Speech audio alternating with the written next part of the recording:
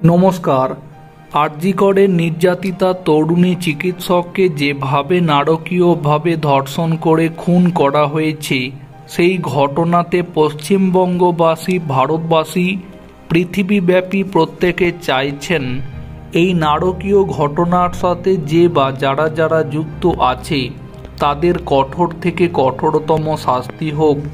এখন বিষয় হচ্ছে, আরজিকরের ঘটনার পর থেকে যেভাবে পশ্চিমবঙ্গ রাজ্য তৃণমূল কংগ্রেস সরকার প্রথম থেকেই বিষয়টিকে ধামাচাপা দেওয়ার জন্য পুলিশ প্রশাসনকে ব্যবহার করেছে, একই সাথে আপনারা অনেকে হয়তো এটাও জানেন আরজিকরের মামলা এখন সুপ্রিম কোর্টে বিচারাধীন এবং এই মামলাতে রাজ্য তৃণমূল কংগ্রেস সরকার লড়াই করার জন্য কপিল সিব্বলের মতো প্রায় 21 জন আইনজীবীকে ঠিক করেছে।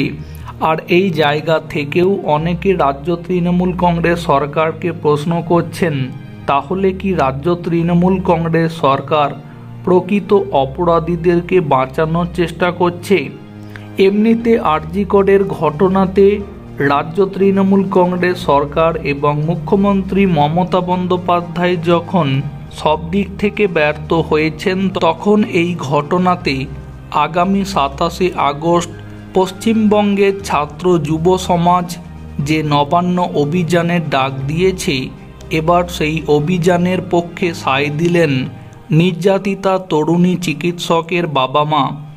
নির্যাতিতা তরুণী চিকিৎসকের বাবা মা এই ঘটনার পর থেকে এমনিতেই জানিয়ে আসছেন পশ্চিমবঙ্গ রাজ্য তৃণমূল কংগ্রেস সরকার এবং মুখ্যমন্ত্রী মমতা বন্দ্যোপাধ্যায় প্রথম থেকেই বিষয়টি ধামাচাপা দেওয়ার চেষ্টা করে যাচ্ছেন।